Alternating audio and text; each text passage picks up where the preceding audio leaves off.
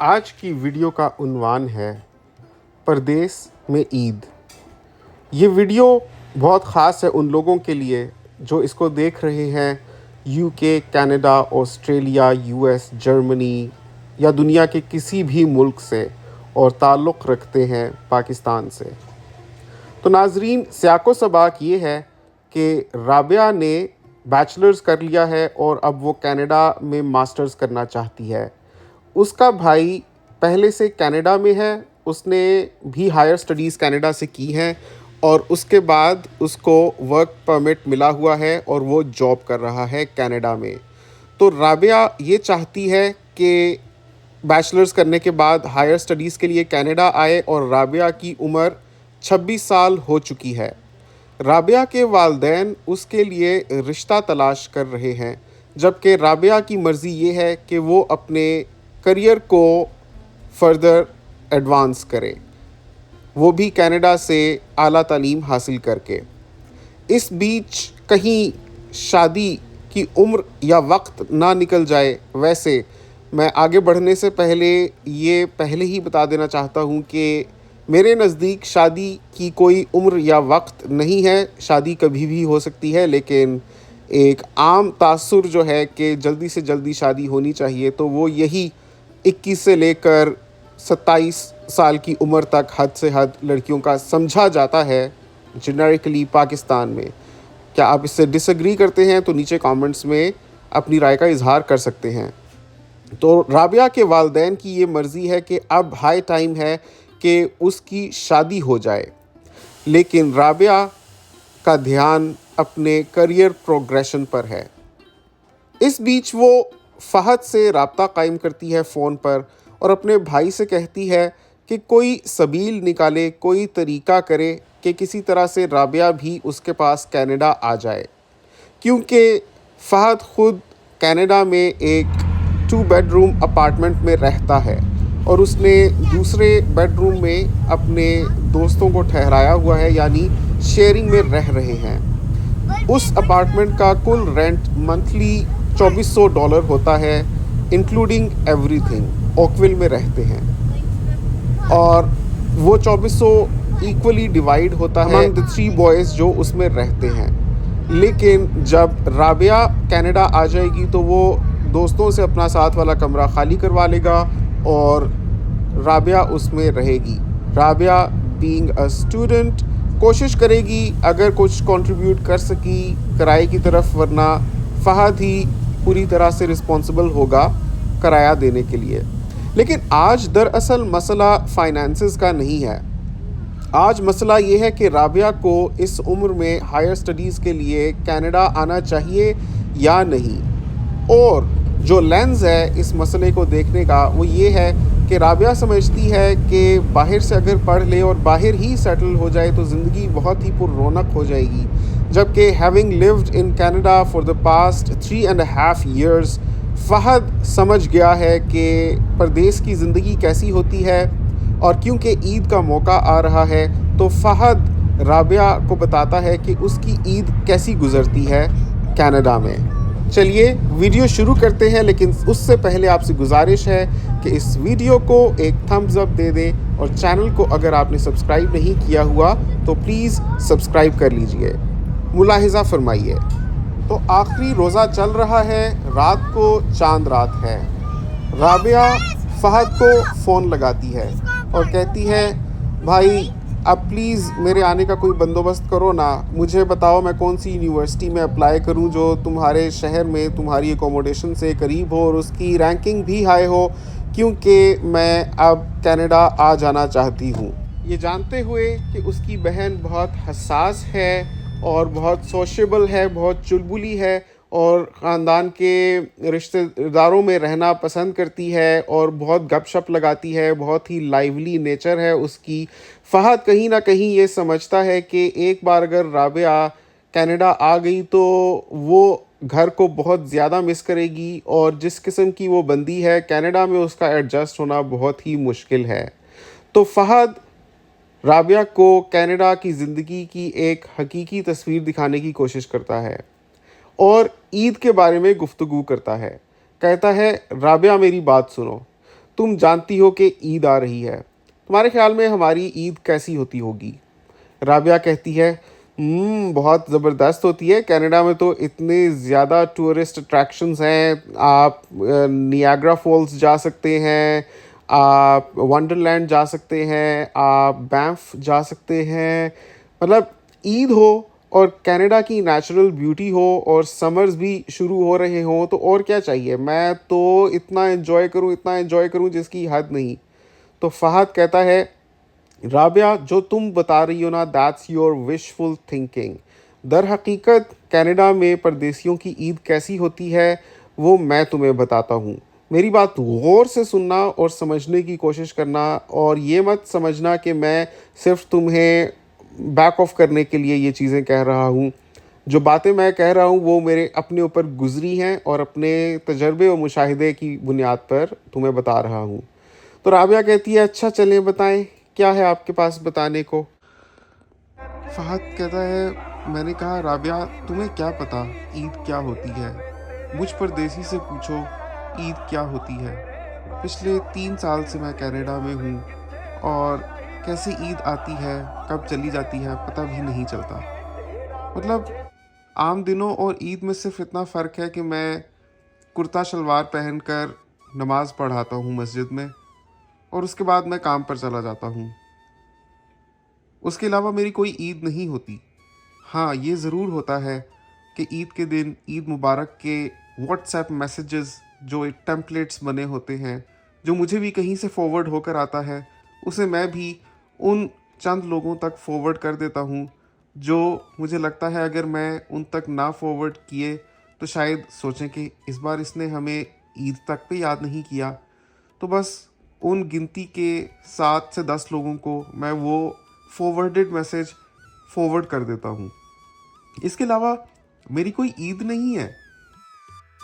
کام سے واپس آتا ہوں تو تھکا ہارا بیڈ پر لیٹ کر سیلنگ کو تکتا رہتا ہوں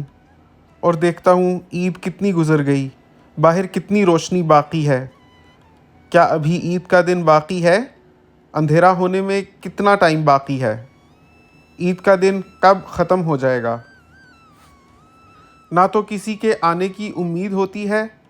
اور نہ ہی بچپن میں جب عیدی ملا کرتی تھی تو وہ لے کر بیکری میں جانے کی جو تمنا ہوتی تھی اس کی گرمائش محسوس ہوتی ہے۔ تنہا اپنے پلنگ پر لیٹا چھت کو تکتا یہ سوچتا ہوں کہ اس وقت کینیڈا میں شام کے 6 بج رہے ہیں تو پاکستان میں کیا وقت ہو رہا ہوگا؟ 6 سے 9 گھنٹے آگے،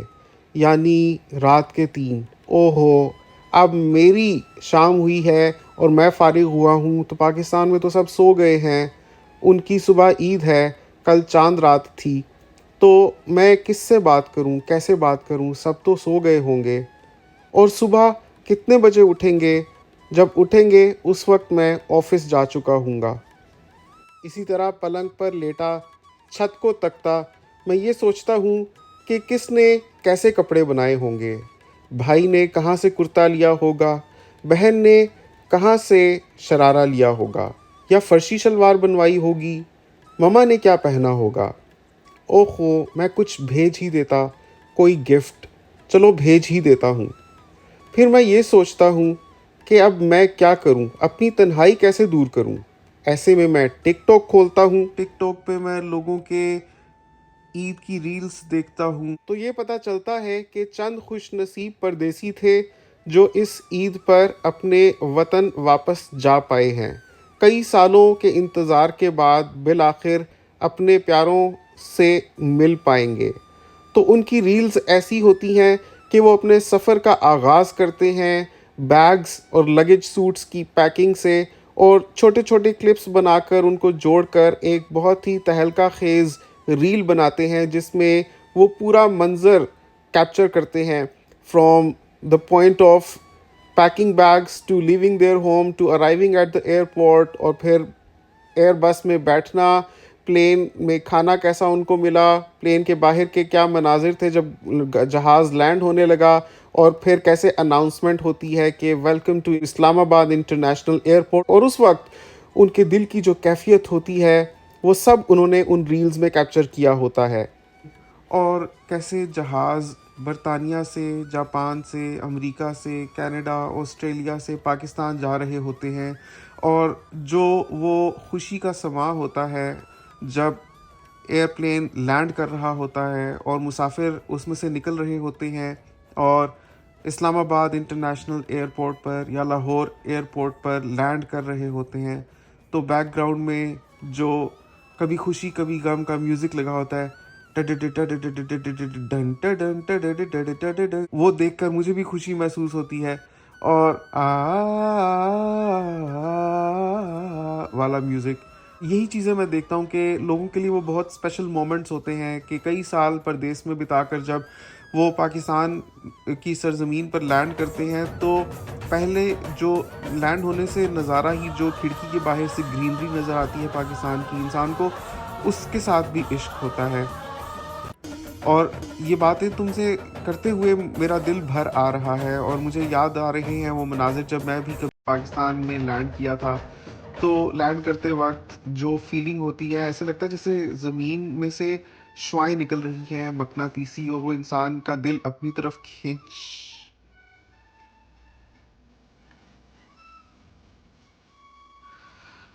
کھینچ رہی ہیں، اور جب باہر نکل کر انسان دھرتی پر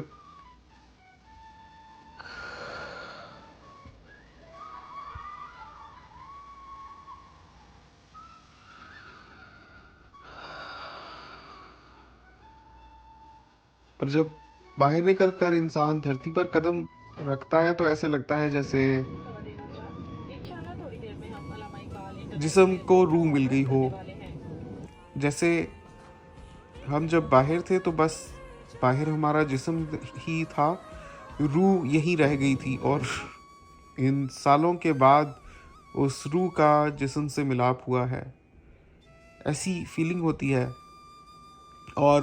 وہ ساری چیزیں پاکستان کی جو ہمیں بری لگتی تھیں، جس کی وجہ سے ہم پاکستان کو چھوڑ کر باہر گئے تھے، وہی ساری باتیں یاد آتی ہیں، چاہے وہ رکشے کی پاں ہو، چاہے وہ موٹر سائیکلز کا لائنز توڑ کر بیچ میں گھسنا ہو، چاہے اپنی گاڑی بچا کر ٹریفک میں سے گزارنی ہو، چاہے مارکیٹ میں اتنا رش ہو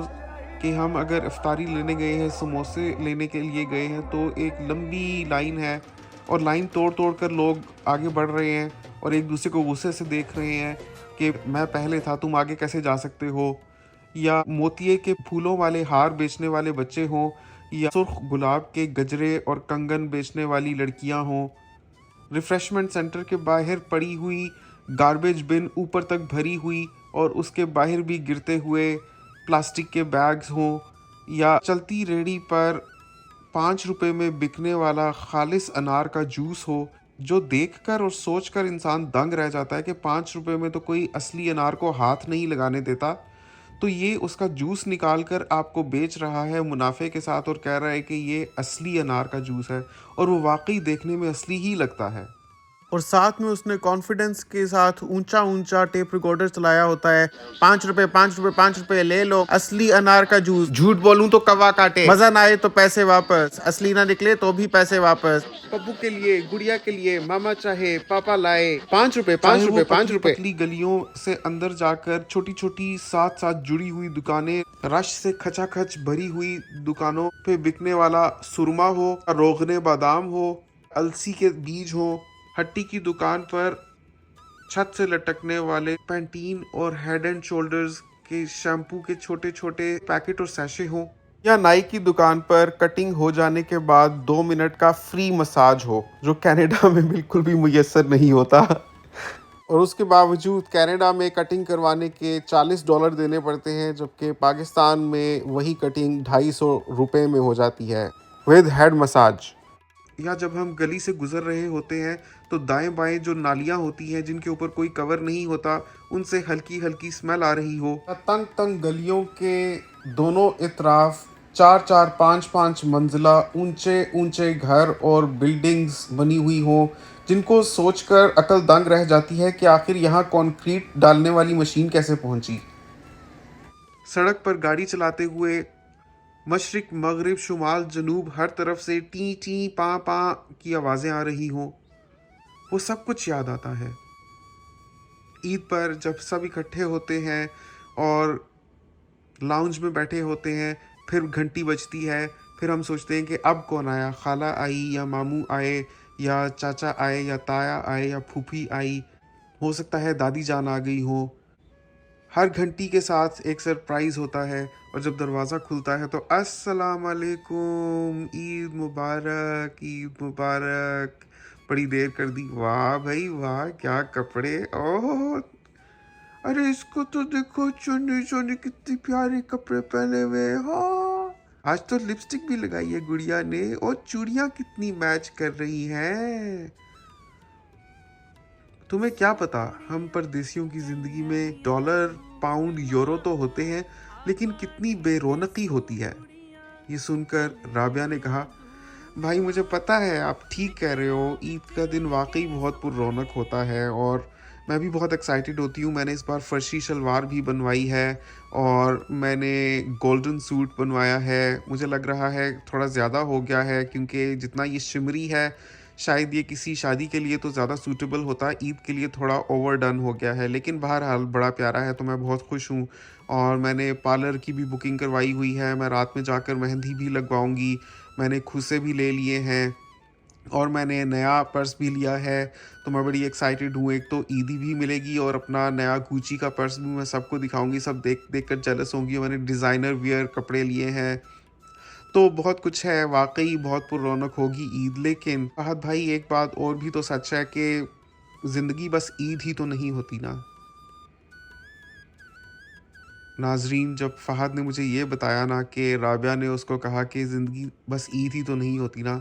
तो इसका मेरे दिल पर बहुत ही गहरा असर हुआ, क्योंकि ये बात सच है